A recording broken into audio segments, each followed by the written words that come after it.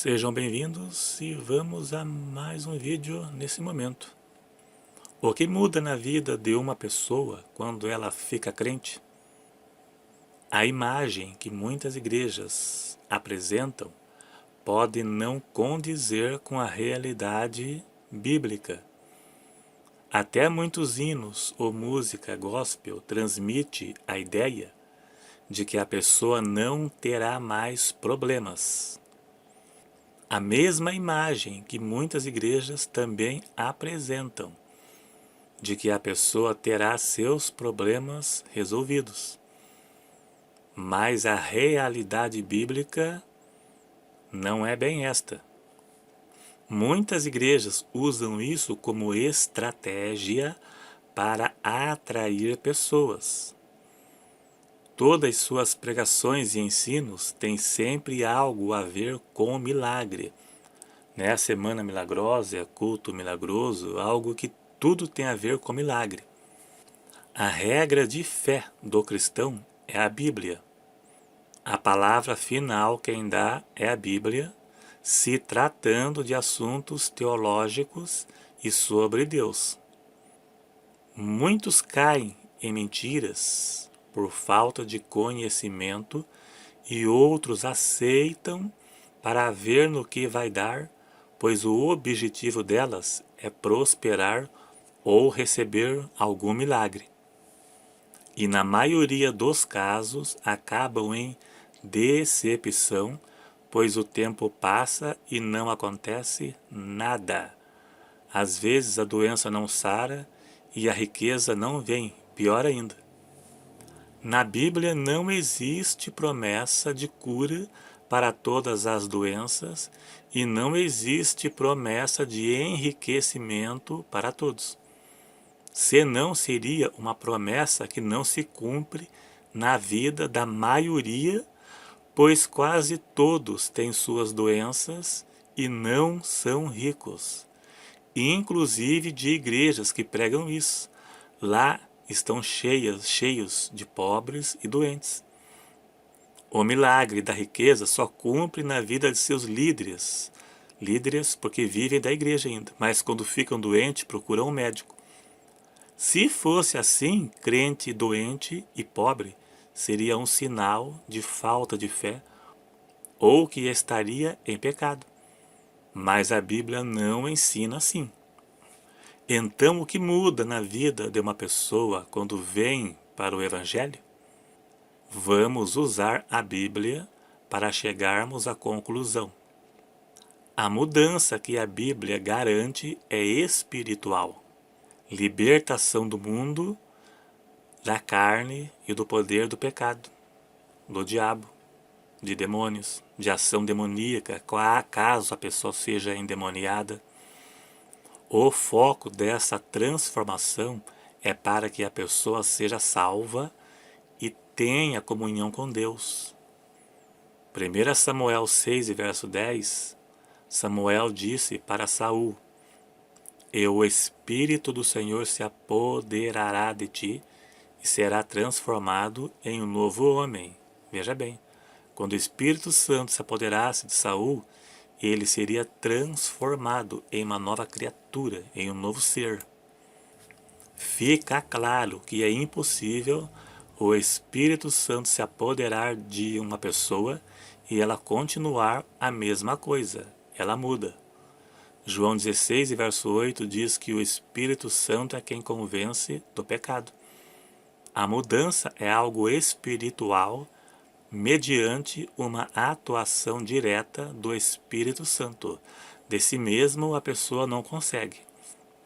A pessoa só compreenderá a palavra se tiver o Espírito Santo e só consegue obedecer se estiver cheia do Espírito Santo. 1 Coríntios 2, versos 14 e 15 diz que o homem natural não compreende as coisas do Espírito porque parece loucura, e não pode discernir, porque se discerne espiritualmente. Mas o que é espiritual discerne tudo.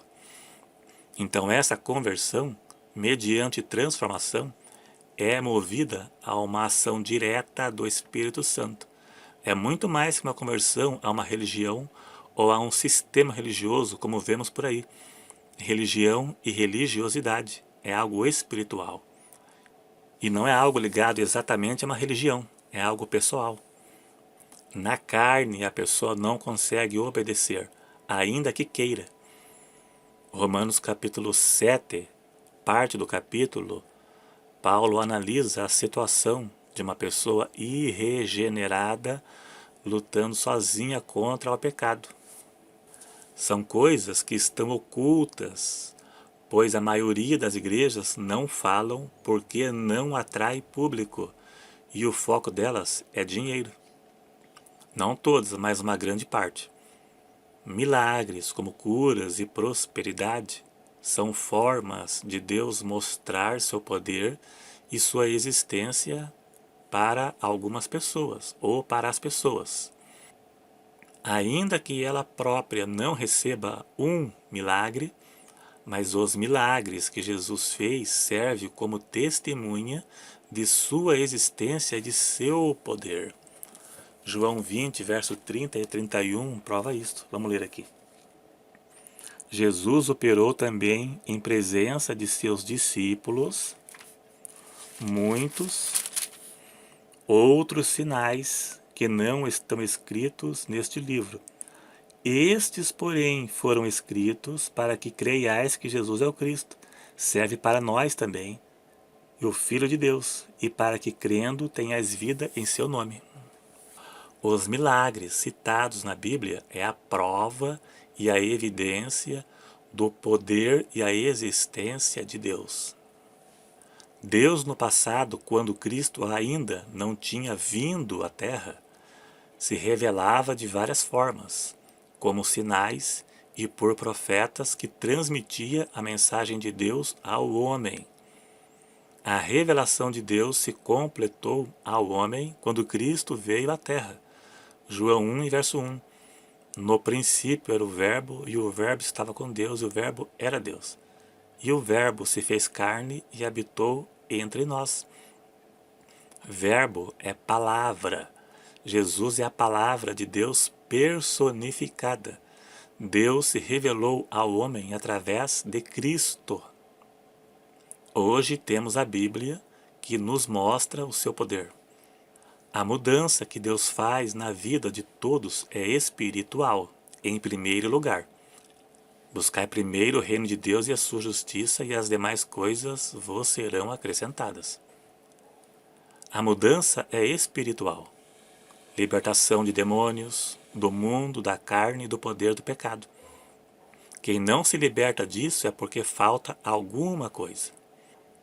Estas igrejas que vemos na TV e na internet usam milagres para atrair pessoas. Muitos destes que vemos na TV são combinados e outros não se pode provar a veracidade.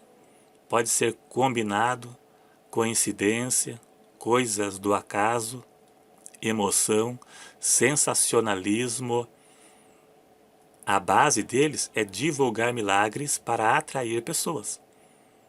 O que a Bíblia nos garante?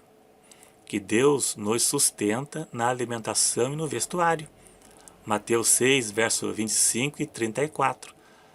Deus sustenta com roupa, sustenta na alimentação.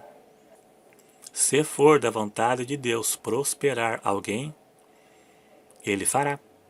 Mas ir na igreja pensando só em coisas materiais, o resultado possivelmente será decepção, como muitos por aí, pois não existe nenhuma garantia disto.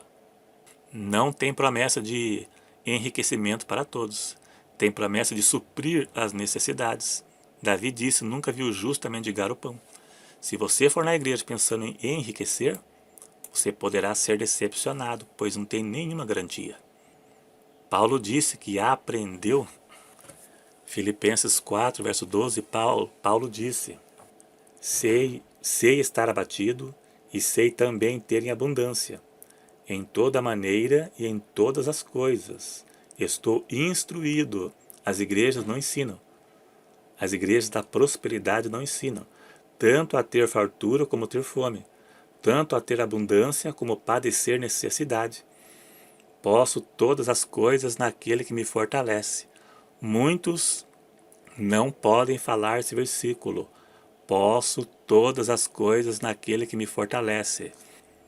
O raciocínio de Paulo foi o mesmo de Abacuque, para encerrar o vídeo.